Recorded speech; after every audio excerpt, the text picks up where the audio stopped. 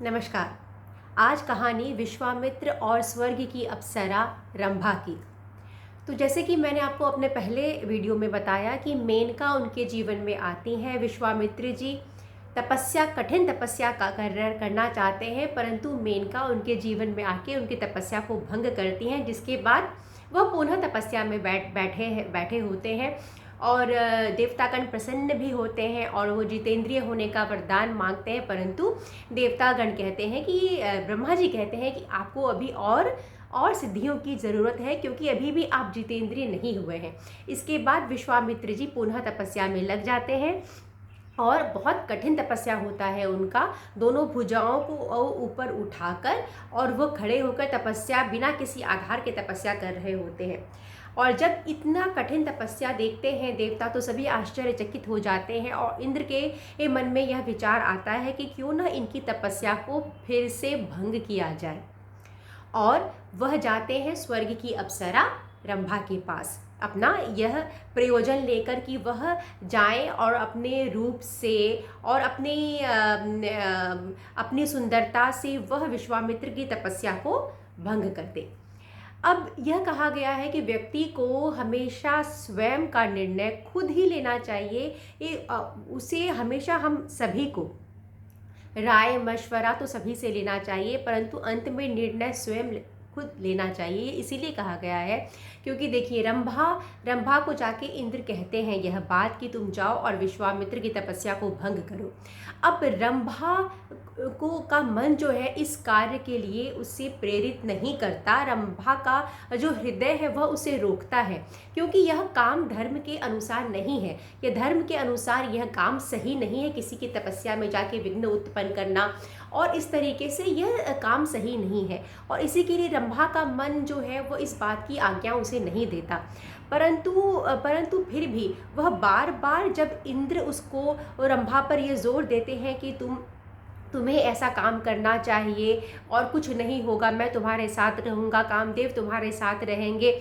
और रंभा को यह भी लगता है कि वह दो कारणों से वह यह कार्य करना नहीं चाहती। एक तो यह कार्य धर्म के विरोध होता है, तो ये उसका मन इस चीज़ के लिए आज्ञा नहीं देता, और दूसरा वह यह जानती है कि ये जो विश्वामित्र है वह सिद्धि प्राप्त तो है ही, और यदि उनको क्रोध भी बहुत जल्दी आता है, तो यदि क्रोध के आवेग में आकर वह रंभा को श्रापित कर देंगे, तब इसका परिणाम तो बहुत ही बुरा होगा। तब रंभा क्या करेगी? और यह वो इंद्र से बोलती भी है कि यदि विश्वामित्र जी ने मुझे क्रोध किया तब क्या होगा। उस पर इंद्र कहते हैं कि नहीं, हम तुम्हारे साथ रहेंगे, हम सब तुम्हारे साथ रहेंगे, ऐसा कुछ नहीं होगा, तुम डरो मत, तुम यह काम करो। कहने का तात्पर्य है कि जब हमारा हृदय खुद हमें कोई कार्य धर्म के विरोध में होता है या धर्म के अंतर्गत नहीं आता, या कोई भी ऐसा कार्य जो हमारा मन जो है वो हमें करने से रोकता है, परंतु दूसरों के प्रभाव में आकर वह कार्य कभी नहीं करना चाहिए। जो भी दूसरों के प्रभाव, हम सभी अपना मशवरा राय निर्णय ले सकते हैं, पर मशवरा राय ले सकते हैं, परंतु निर्णय हमें स्वयं लेना चाहिए। जो कि रंभा उस वक्त उस समय वो उतनी शक्तिशाली नहीं होती है मन से, और इंद्र के बहकावे में आ जाती हैं, और जिसका परिणाम यह होता है कि वह जाती हैं विश्वामित्र जी का तपस्या भंग करने के लिए। अभी वातावरण ऐसा बना दिया जाता है कि एक कोयल सी बहुत सुंदर गीत गा रही है, वह कोयल अपना कोकिल कर रही है, रंभा आके वहाँ गीत गा रही है, बहुत सुंदर वातावरण है। विश्वामित्र जी जब कोयल का आवाज़ सुनते हैं तो वह सामने देखते हैं तो वह रंभा को पाते हैं, जो अत्यंत दिव्य सुंदरी होती है। अब विश्वामित्र जी को पूरी पुरानी घटना याद आती है कि कैसे मेनका उनके जीवन में आई थी और इसी तरह से उनकी तपस्या भंग हुआ था। अब वो समझ जाते हैं कि यह ज़रूर किसी देवताओं का चाल है, और वह देवता चाहते नहीं हैं कि मुझे अपना तप में सिद्धि प्राप्त हो। और यह सोचते ही विश्वामित्र के ऊपर पुनः क्रोध हावी हो जाता है। अब जैसा कि कहा गया है कि तपस्या जब चल रहा होता है तो उस दौरान उस समय क्रोध, ये कोई भी भावना हावी नहीं होना चाहिए, परंतु फिर वो जो होता है विश्वामित्र जी को क्रोध आ जाता है और वह श्रापित कर देते हैं रंभा को, जिससे कि रंभा हजारों वर्ष तक पत्थर की शिला बनी रहती है। और रंभा से कहते हैं कि तुम्हें मुक्ति तभी मिलेगी जब तपोबल संपन्न श्रेष्ठ और दिव्य ब्राह्मण वशिष्ठ जी स्वयं आकर तुम्हें इससे मुक्ति देंगे। और इसके बाद वह पत्थर की शिला बन जाती है। अधिकतर वाल्मीकि रामायण में पत्थर की शिला विश्वामित्र द्वारा रंभा को बनाया गया है, परंतु अधिकतर हमें सुनने में आता है कि देवी अहिल्या को पत्थर का शिला बनाया गया था, जबकि रामायण के अनुसार, वाल्मीकि रामायण के अनुसार देवी अहिल्या को पत्थर का शिला नहीं बनाया गया था, परंतु उनके पति गौतम ने उन्हें अन्य प्रयोजन के लिए, अन्य सिद्धियों के लिए उन्हें ऐसा उन्हें श्रापित किया था, परंतु वो पत्थर की शिला नहीं बनी थी। और पत्थर की शिला रंभा बनती है विश्वामित्र के श्राप की वजह से। अब ऐसा होता है कि वह पत्थर की शिला तो बन जाती हैं, और इसके बाद उन्हें लगता है कि इंद्र और जो कामदेव होते हैं वो सब उनकी सहायता करेंगे, परंतु जैसे ही विश्वामित्र क्रोधित होते हैं ये सभी खिसक जाते हैं, कोई उनका सहायता नहीं करता। कहने का तात्पर्य है कि लोग ऐसे ही किसी चीज़ के लिए चढ़ाते हैं या वो प्रेरित करते हैं कि तुम ऐसा करो, पर जो हमें अपना निर्णय स्वयं लेना चाहिए कि हमारे जीवन के लिए क्या अच्छा है क्या बुरा है, क्योंकि परिणाम जो भी होता है उसे बांटने के लिए, यदि कोई गलत चीज़ होता है तो उसे बांटने के लिए वो कोई हमारे पास नहीं होता। इसीलिए अपनी बुद्धि हमेशा खुली होनी चाहिए और ठंडे दिमाग से अपने जीवन का निर्णय लेना चाहिए। इस कहानी से हमें यह सीख मिलता है। दूसरी तरफ विश्वामित्र जी को यह लगता है कि इतना कठिन तप करने के बाद भी उन्हें अपने क्रोध पे सिद्धि अभी तक प्राप्त नहीं हुई है। इन्होंने अभी भी क्रोध को और अन्य विकारों को नहीं जीता है।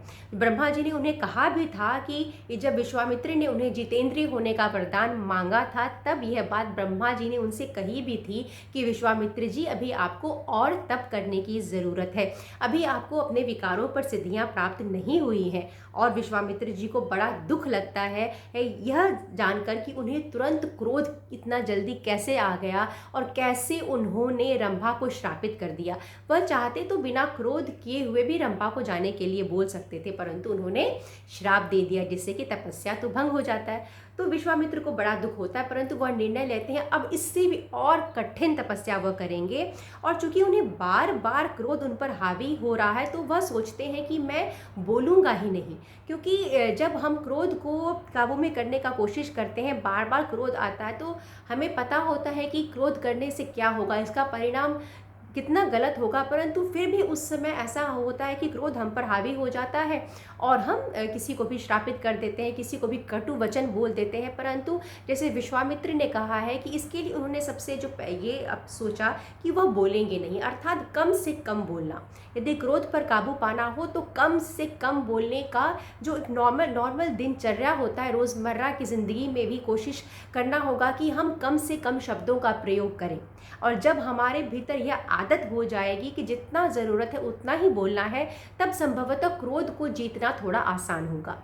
तो विश्वामित्र जी यह प्रण लेते हैं कि वह बोलेंगे नहीं और 100 वर्षों तक तो वह श्वास भी नहीं लेंगे, सांस भी नहीं लेंगे। ऐसा उन्हें सिद्धि था कि वह ऐसा कर सकते थे, तो 100 वर्षों तक सांस भी नहीं लेंगे और शरीर को पूरा सुखा देंगे। परंतु उन्होंने ये ऐसा कहा कि उनके शरीर का अवयव कभी नष्ट नहीं होगा, परंतु वह चाहे कुछ भी हो जाए, कितना भी समय लगे, परंतु अब क्रोध को, काम को, इन सारे विकारों पर उन्हें जीतना ही है।